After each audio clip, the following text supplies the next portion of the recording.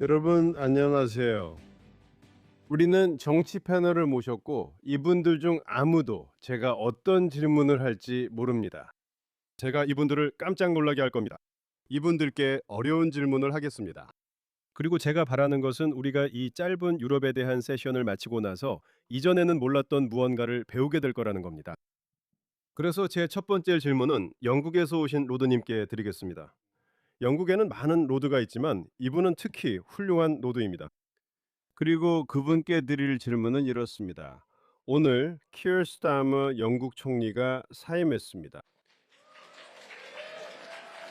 그분은 여러분이 들으셨듯 키어 스타머는 이스라엘의 친구로 간주되지 않았습니다. 그의 임기 동안 영국 정부는 가자 지구내 이스라엘 행동에 매우 비판적이었습니다. 이스라엘 정부에 대해서도 그는 우리가 다른 곳에서 하고 있던 일들에 대해서도 비판적이었고 팔레스타인을 국가로 인정했습니다. 이제 새로운 총리가 들어서게 되면 이스라엘과 영국의 관계가 더 좋아질까요? 저는 수년 동안 많은 질문을 받아왔습니다. 그 질문엔 짧게 답할 수 있을 것 같아요. 아니요.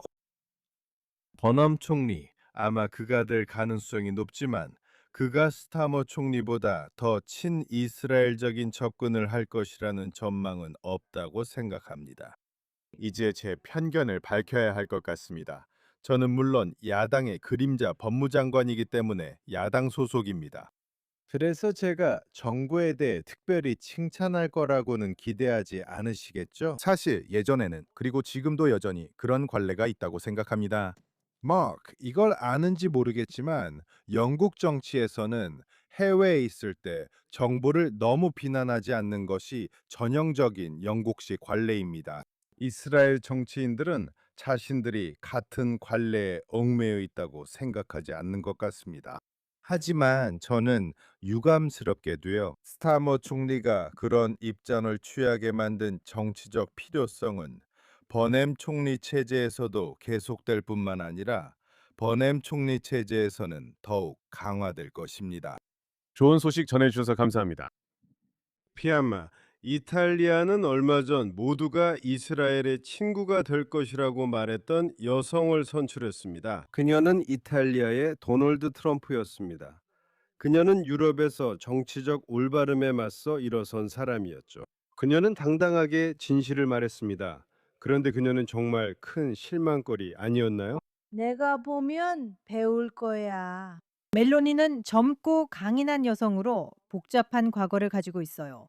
왜냐하면 사실 그녀는 신파시스트 운동의 일원이었거든요. 그건 지어낸 이야기가 아니라 사실이에요. 그래서 그녀는 자신의 과거 중 그 부분을 극복해야만 해요. 자유주의자는 아니지만 여전히 보수적이면서도 이탈리아 전체의 정치 계층의 다른 쪽, 즉 여러분도 알다시피 대체로 좌파인 그들과 소통하고 있어요. 알다시피 이탈리아는 정말 반반이에요. 그래서 저한테 멜로니가 왜 마음을 바꿨냐고 물으시는 거죠. 왜 그녀가 그렇게 했냐고요? 이게 진짜 이유예요. 두 가지 주요 이유가 있어요. 첫 번째는 그녀가 국민 투표에서 졌기 때문이에요. 그녀는 좌파에게 국민 투표에서 졌어요. 그건 얼마 전 일이었어요. 그녀는 좌파에게 뭔가를 줘야 한다는 걸 깨달았죠. 그녀가 좌파에게 줄 그 무언가를 어디서 가져올까요? 중동 쪽에서는 그게 제일 쉽잖아요. 그렇죠?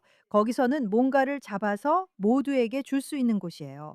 당신이 뭘 신경 쓰겠어요? 인권이나 이스라엘에 대해 나쁘게 말하면 그냥 쉽게 먹히는 거죠. 이건 끝난 거고, 그게 첫 번째 포인트예요. 두 번째는 트럼프입니다.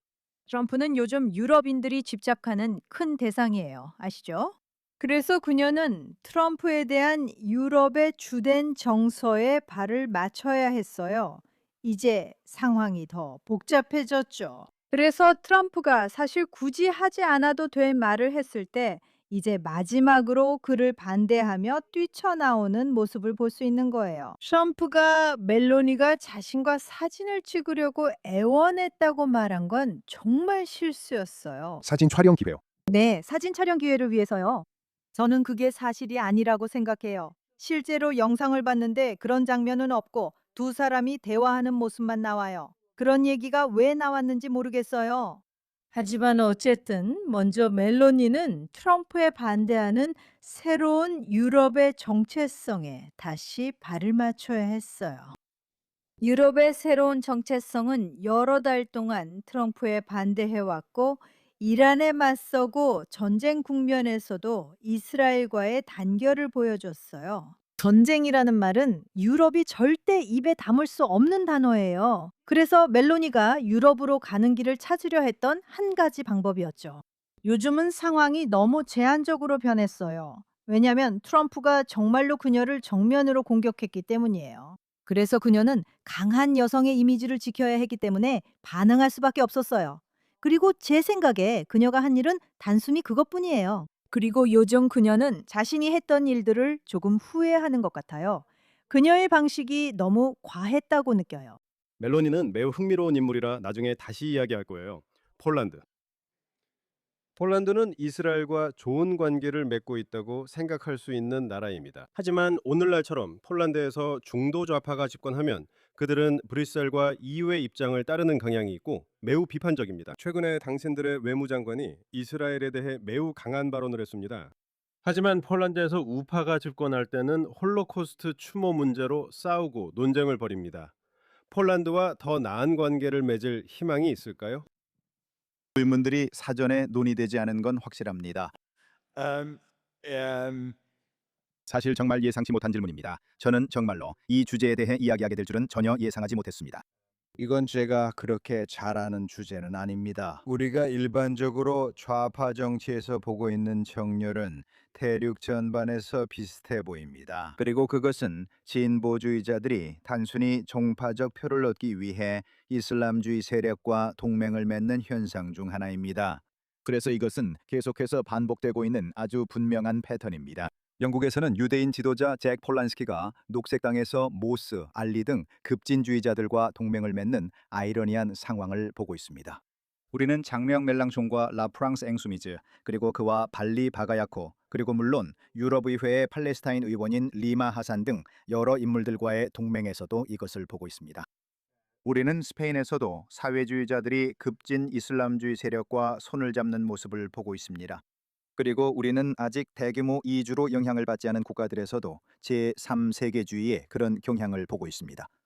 하지만 이들 국가는 서구에서 더 낫고 더 빛나 보이는 모든 것을 따라하고 모방하는 경향이 있습니다. 그리고 우리는 중앙 및 동유럽에서도 어느 정도 그런 패턴을 보고 있습니다.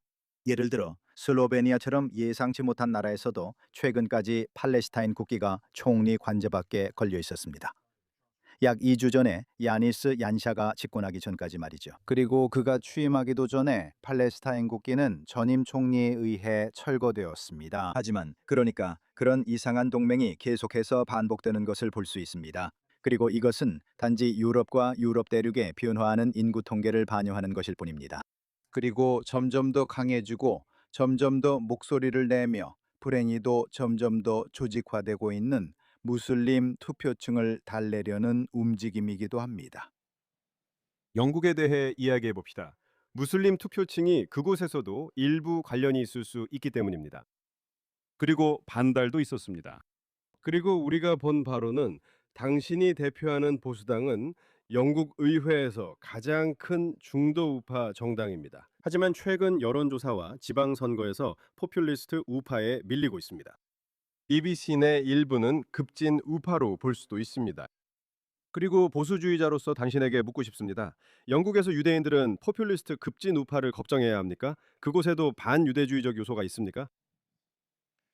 유대인 역사를 조금이라도 아는 사람이라면 정치 스펙트럼 전반에 걸쳐 반유대주의적 요소가 있다는 것을 인정해야 한다고 생각합니다. 반유대주의가 극우나 극좌에만 국한된 것이라고 말하는 것은 정말 순진한 생각이라고 생각합니다. 물론 역사적으로 우리는 극우에 대해 훨씬 더 많이 걱정하곤 했습니다. 저는 지난주에 국회에서 연설을 했고 너무 많은 사람들이, 특히 영국에서는 여전히 극우에 대해 걱정하거나 집중한다고 말했습니다. 실제로 지금 영국에서 유대인 삶에 훨씬 더 큰 위협이 되고 있는 것은, 그리고 저는 내일 이 부분에 대해 이야기할 예정입니다. 제 연설을 잠깐 홍보하자면, 이 부정한 동맹, 즉 극자와 이슬람주의자들의 레드, 그린 동맹에서 비롯됩니다. 하지만 정치 전반에 이런 요소들이 있습니다. 제가 말씀드리고 싶은 것은, 일부 지도자들이, 물론 저는 케미 바데녹을 편애하지만 그녀가 이스라엘을 위해 일관되게, 자랑스럽게, 그리고 공개적으로 목소리를 내왔다는 점에는 의심의 여지가 없다는 것입니다.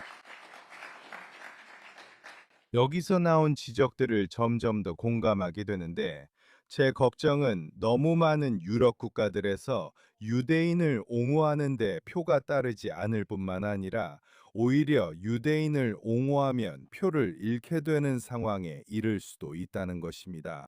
그게 제가 우려하는 부분입니다. 영국 친구의 또 다른 낙관적 답변이네요. 비엠마. 우리는 좌파 녹색 연합에 대해 들어봤습니다. 유럽 전역에서 좌파와 좌파의 반 이스라엘 정서가 거의 제도화되어 있다는 것도 들어봤죠. 솔직히 말해 멜로니마저 친 이스라엘이 아니라면 유럽 중도 우파도 이런 건가요?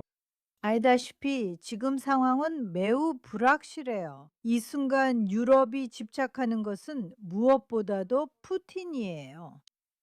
그래서 그들은 이 상황에 맞서 싸울 힘을 찾으려고 애쓰고 있지만 할 수가 없어요. 그들은 할 수 없어요. 못해요, 정말로. 돈도 못 찾고 조직도 못 만들고 방법도 못 찾아요. 그리고 동시에 반유대주의가 끔찍하게 커지고 있어요. 유럽에서 무슨 일이 일어나고 있는지 꼭 알아두세요. 요즘에는 반유대주의가 사회, 정치, 모든 곳에서 공포를 주는 요소로 느껴지지 않는 나라는 단 한 곳도 없어요. 당신 말처럼 반유대주의는 좌우 모두에 영향을 줄 수 있다는 점이 정말 맞아요. 그리고 미국에서도 이미 이런 식으로 반유대주의가 영향을 미친 것을 볼 수 있어요. 알다시피요. 이런 일이 유럽에서도 일어날 수 있고 실제로 일어나고 있어요. 그리고 우리는 반드시 한 가지 점에 매우 주의해야 해요. 그 점은 유럽 연합이 집착하고 있는 부분이고 다시 거론될 수 있는 부분이에요. 그리고 그것은 유대인에 대한 증오가 이스라엘에 대한 증오로 바뀌는 거예요. 바로 이 점이 핵심이에요. 그것은 시오니즘에 대한 증오가 사실은 유대인에 대한 증오라는 거예요. 우리는 이미 유럽에서 수없이 많이 그리고 너무나 끔찍한 방식으로 이걸 예견해 왔어요. 이것은 적대적인 유럽 연합, 적대적인 유럽 이사회에서 아주 자주 드러나요. 저는 그곳에서 5년 동안 회원으로 있었습니다. 그리고 요즘에는 이런 증오가 부정의 형태로 나타나고 있어요. 네, 그게 다예요. 저는 끝났어요. 유대인들이 자기 나라의 경계 안에 설 권리를 부정하는 그런 부정의 형태로요. 그리고 이제 유대와 사마리아에 대한 집착이 점점 더 커지고 있어요. 우리는 이 점을 반드시 인식해야 합니다. 그들은 두 민족을 위한 두 국가를 반복해서 말하지만 실제로는 당신들은 식민주의자이고 머물 자격이 없다고 말하고 싶어 합니다. 제가 시간을 더 드린 건 당신이 착하고 여자라서입니다.